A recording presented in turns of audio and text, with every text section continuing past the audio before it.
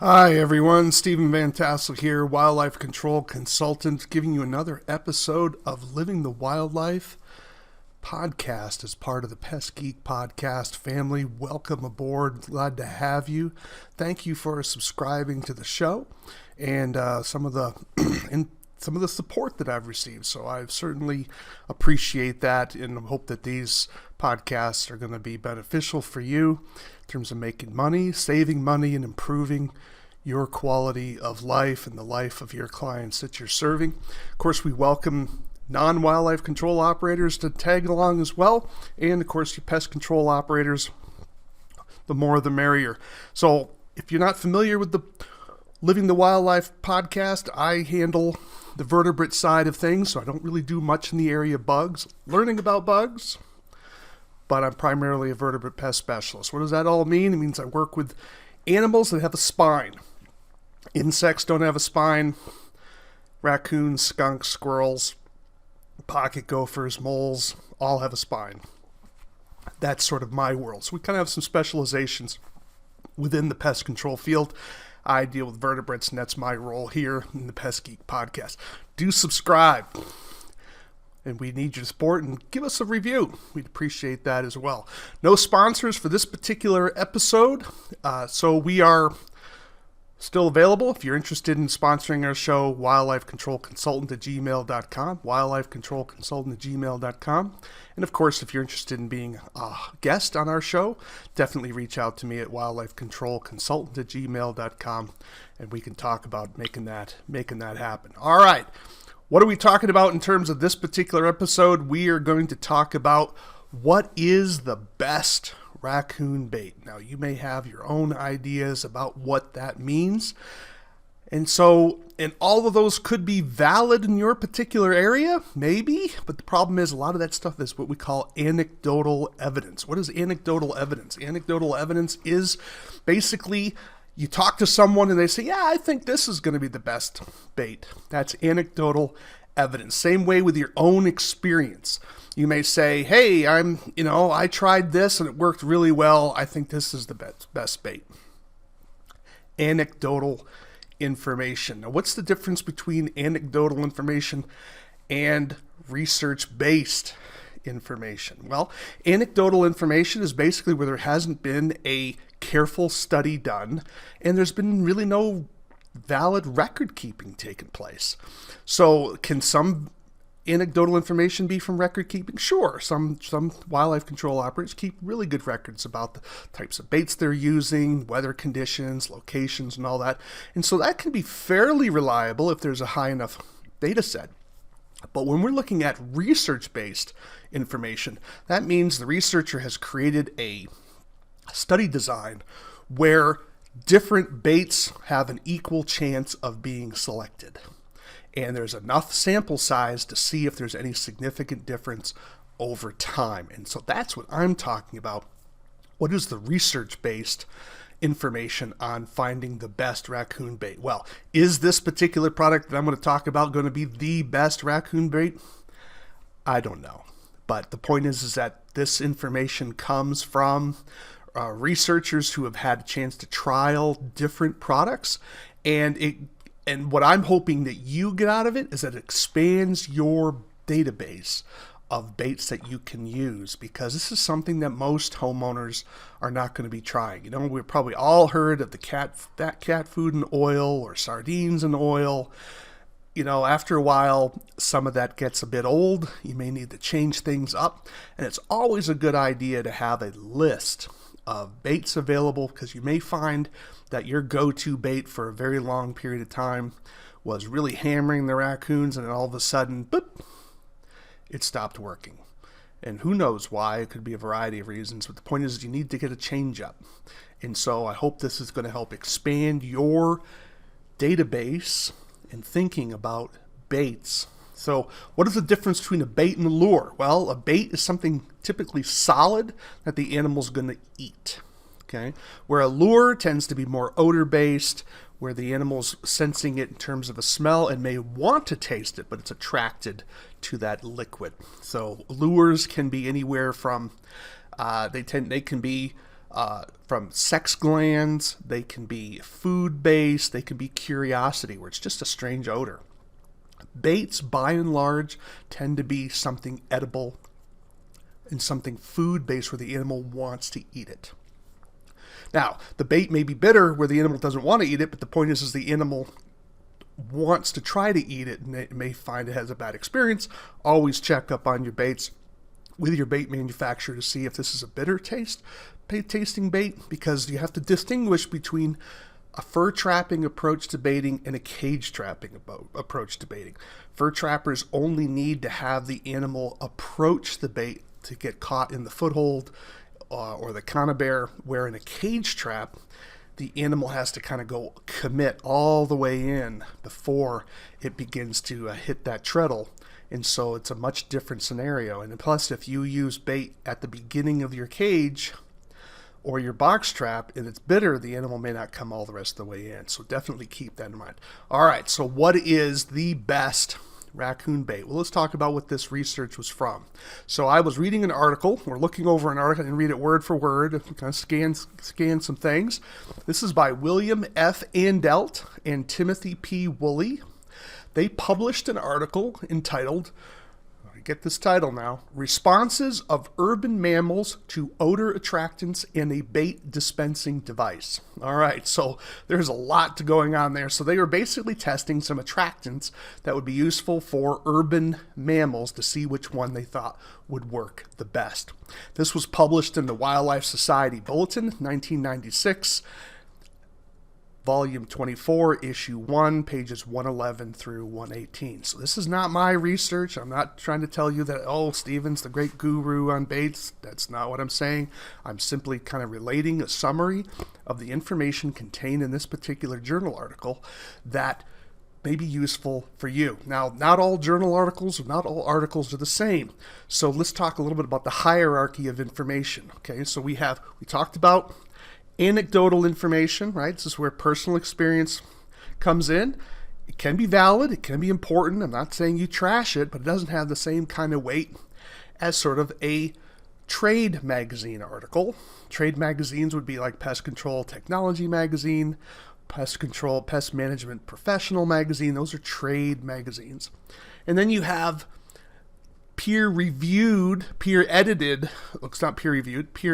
documents like the Vertebrate Pest Conference publication. You also have the Wildlife Damage Management Conference proceedings. Those would be peer-edited documents. And then at the highest level, you have what's called peer-reviewed journal articles. This is what the Wildlife Society Bulletin is. It's a peer-reviewed journal article, so it's the top level of information. Does it mean it's always perfectly true? No, it just means that it has been rigorously reviewed, and so it meets the scientific criterion. So this is what we call experimental science. So these folks went out and made a test. So how did they go about doing this? Well, the study took place in Fort Collins, Colorado. And Fort Collins is at an elevation of about 1,470 meters in height.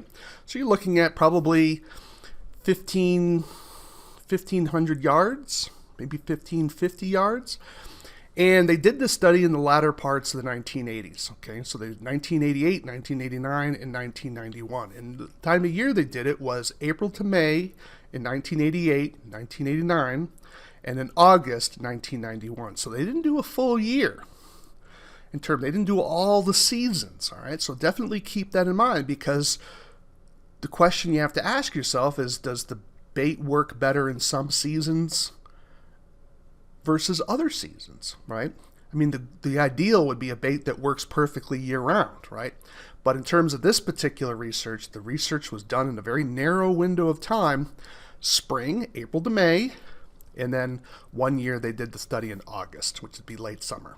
So definitely keep that in mind. So we're really talking about what is the best raccoon bait for the spring and summer. All right, so we can't talk about the winter.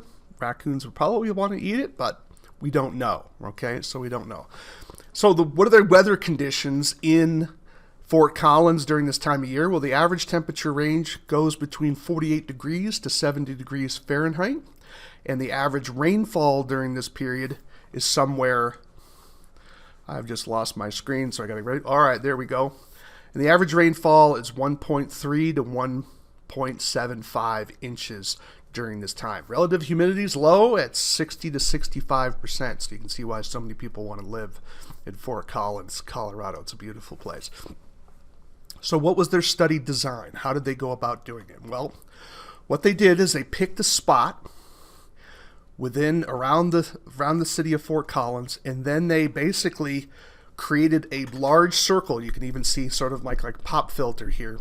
So they picked a spot in the middle, and then from that middle went out to different locations and created some bait stations where they would create a circle 3 feet wide and then sift the soil really fine and then put the bait stick in the middle of that circle. This way they could tell whether there were footprints that came to it. Now, they didn't use this, and I'm not saying that they did, but it's sort of, I want to give you as an illustration of what they did. So basically they had a bait holder at the top with a stake, and they pounded this into the ground. Now, how much bait did they use? 3 milliliters. So they didn't use a whole lot.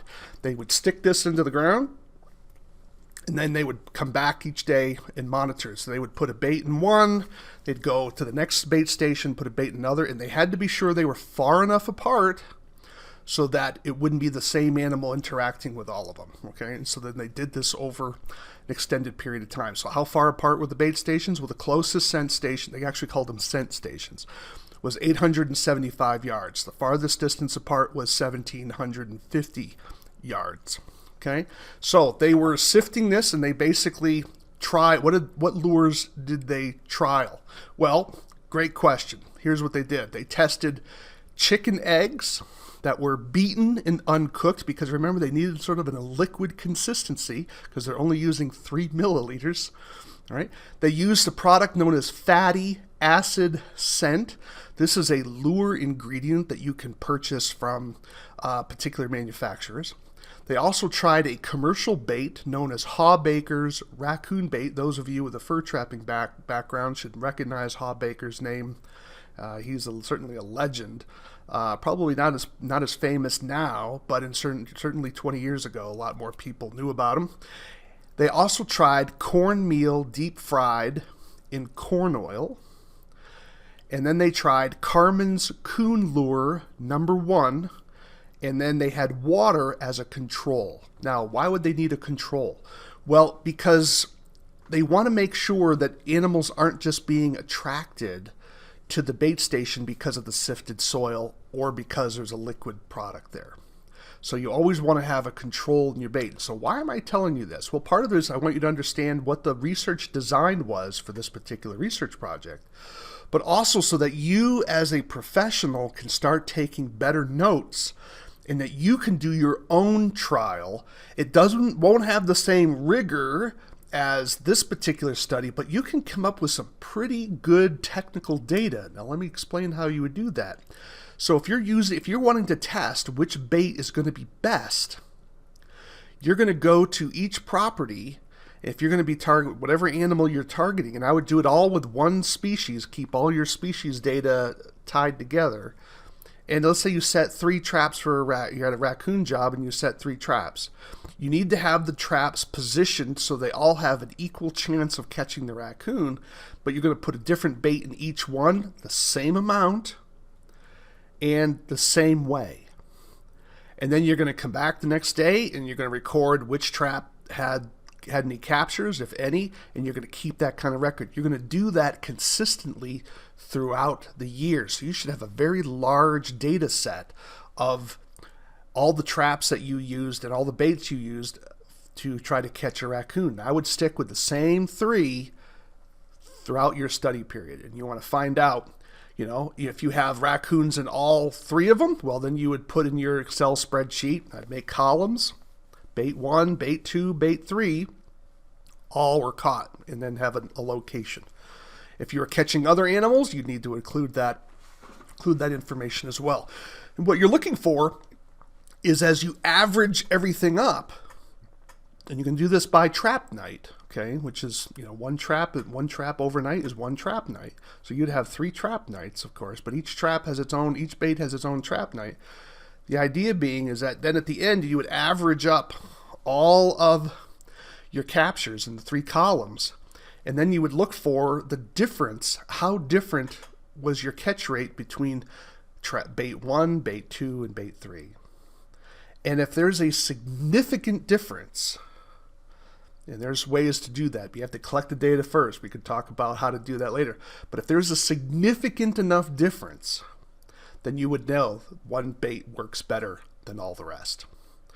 But you may find it may be 2 baits that are close together, and the third one's an outlier. Okay, so that's what they were doing here, except they were doing one particular bait each bait station, and so they were looking at the entire project overall and collecting this data in terms of they would go out and check looking for footprints, and then they would identify the animal on the basis of footprints.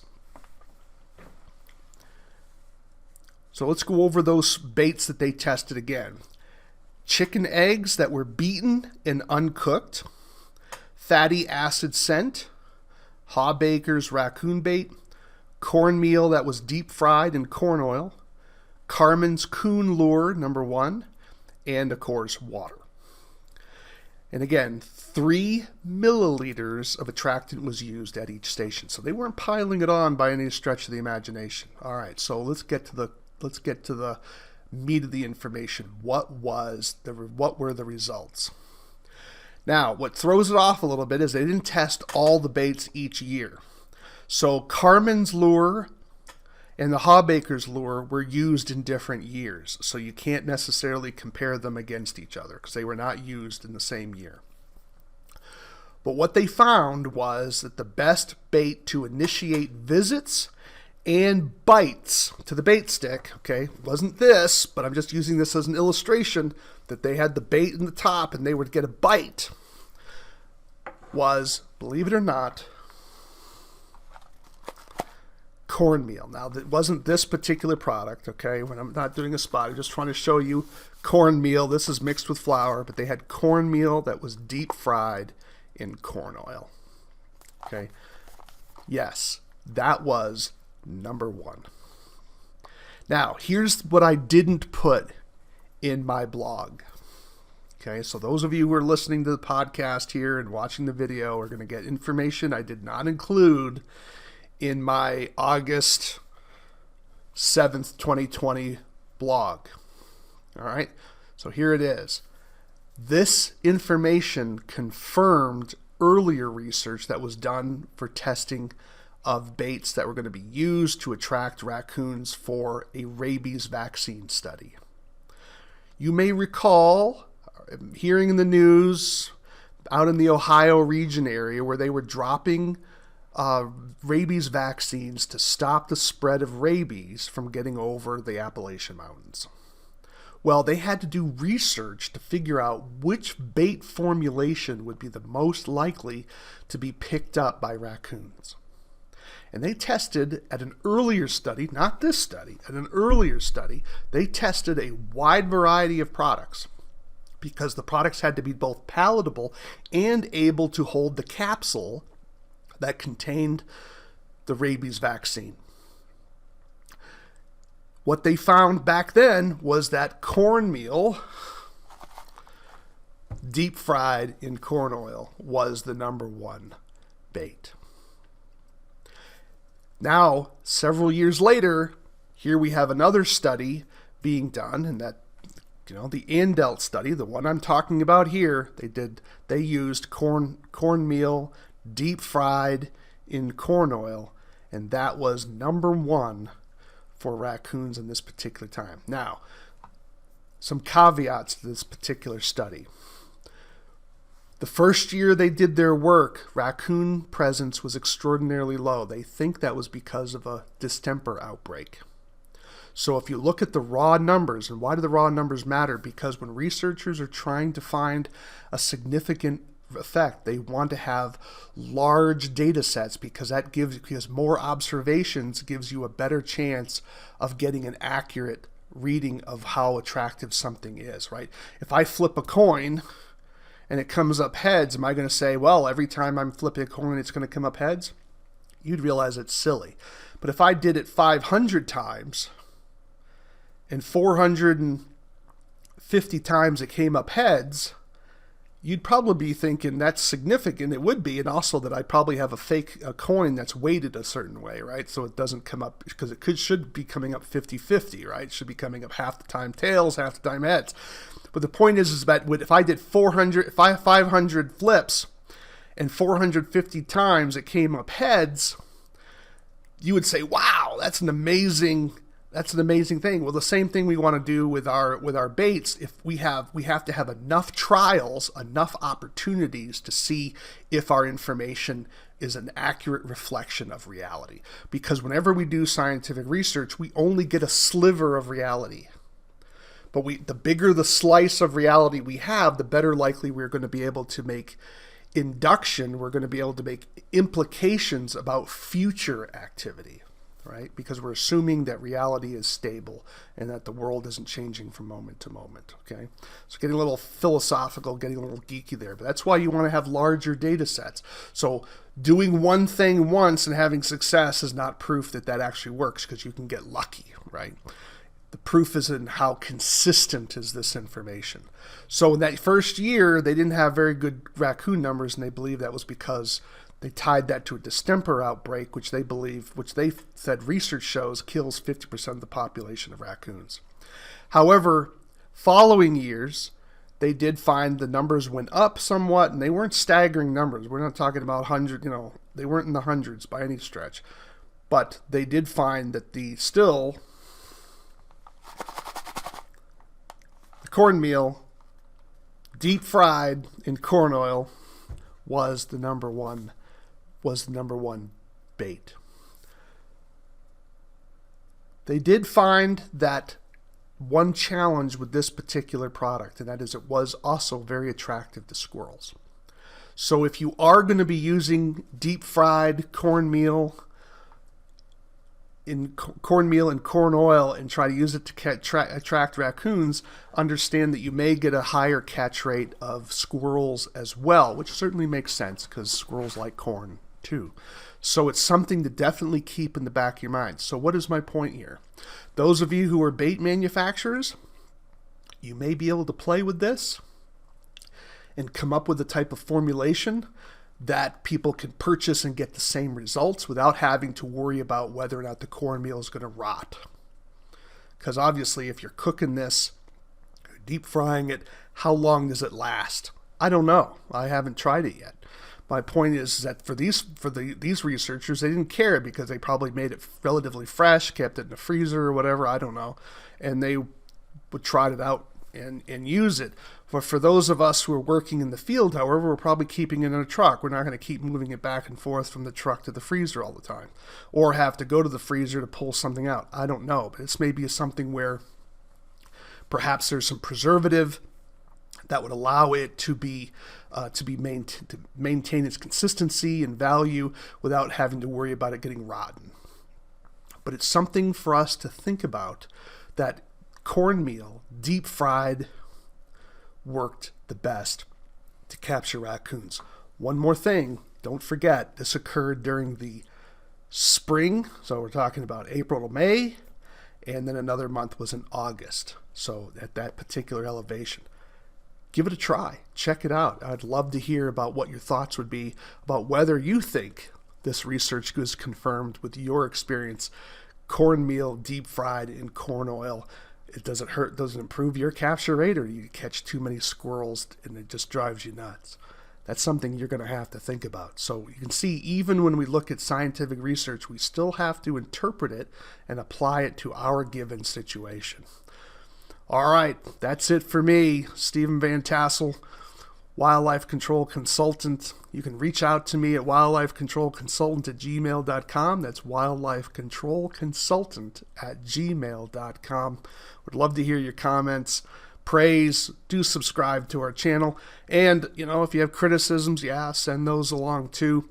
And remember, this whole podcast is about living the wildlife. Why? Because we want you to live the wildlife, not be the wildlife. Take care.